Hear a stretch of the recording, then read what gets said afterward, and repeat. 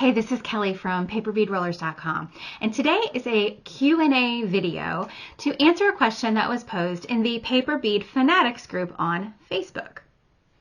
Brandy is putting bead cores into her paper beads, and she posted this photo and asked, why is there this lip and how can I fill it in better to lay against the paper? So her bead core is sticking out a little too far from where she wants it to be.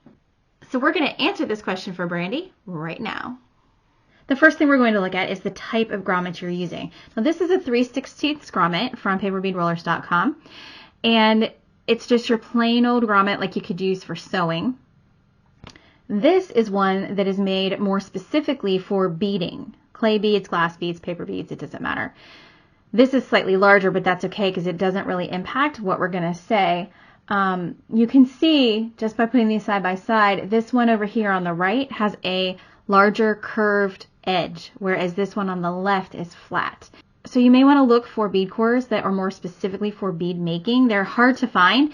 Generally, you're going to find them in this 4mm size, like I sell at paperbeadrollers.com, but you may get lucky and find them in other sizes as well. Again, grommets are hard because they're mostly sold for sewing, not for beading, but that is something you can look at. But no worries if you can't find one or you already have the ones with the curved edge. I'm going to show you a couple more tricks you can use.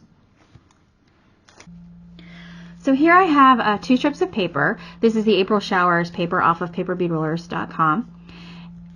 And I'm trying to simulate roughly what Brandy was doing there in the picture. And you can see that the edge of this bead is pretty tapered. There's not any kind of flat piece here. And so when you put the grommet in, here, let me just try to hold this and see if I can't put a grommet in for you.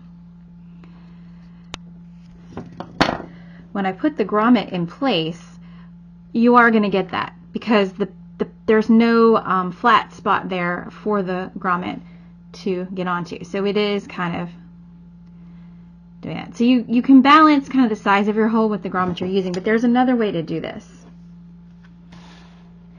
Now this first tip was given by Dina Qual, who is in our Paper Bead Fanatics group, and she has her own YouTube channel, which I will go ahead and link in the description because she is amazing. She is an absolute artist.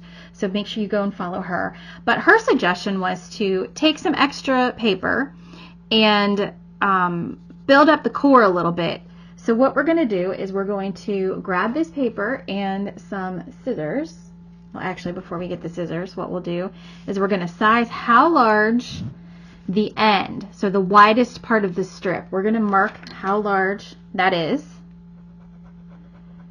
right here, and then we'll just go down a little ways. We're not going to do too much, but here, we'll go extreme just to show you. So I'm going to just mark off. That's how large this is. If you did perfect measurements, you can just cut based on that. Let me grab my scissors, and I'm going to go ahead and cut this first.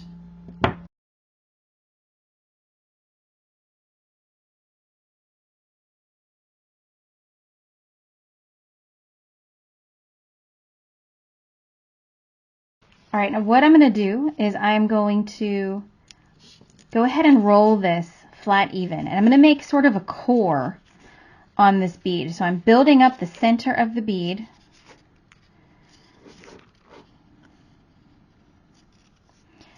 And what I'll do is check it. I can kind of push this up to the end of my bead roller a little bit.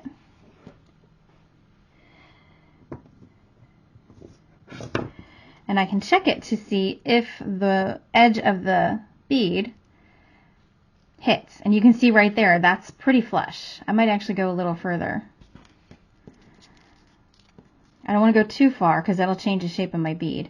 We'll go this far. So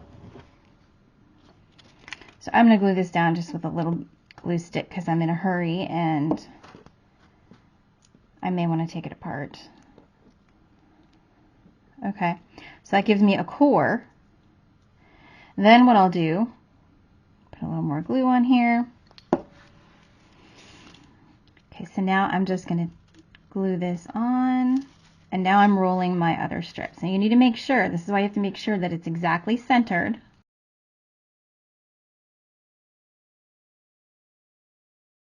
anytime you change any of the 3 core elements, right, you've got paper thickness, paper length, and core size. Anytime you change one of those, what happens? Your bead shape changes. Sometimes drastically, sometimes not so drastically. All right, those are your 3 elements you're looking at when you're looking for shapes. So you can see now, let me just pull this off. What you get is you get a little bit of a lip here, which will then hold this. Okay, so that is one thing that you can do. Now there's another option.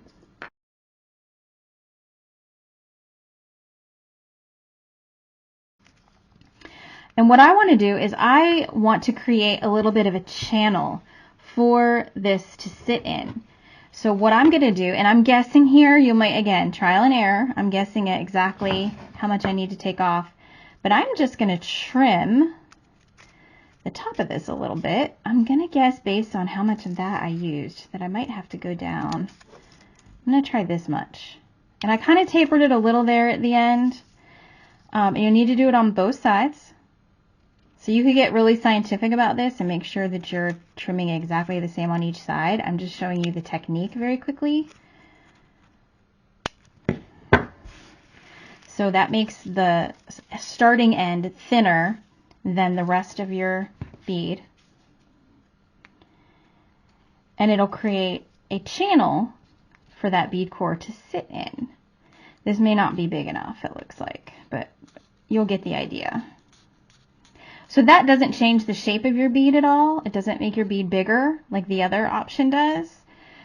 But look, see how there's this little inset channel? Let's see how that works. Where did my bead core go? So it allows the bead core, where's my pinchers? It allows the bead core to sit in a little bit more instead of sitting out on the top. Okay, so you'll have to play with that and see exactly how much you want it to sit in, but that's how you do that, by making the wide end slightly smaller than the rest of the strip. So Brandy, I hope this answered your question and helped you out. I'm excited to see what you make. Everyone come on over to Paper Bead Fanatics on Facebook and post the latest pictures of your projects. Happy rolling!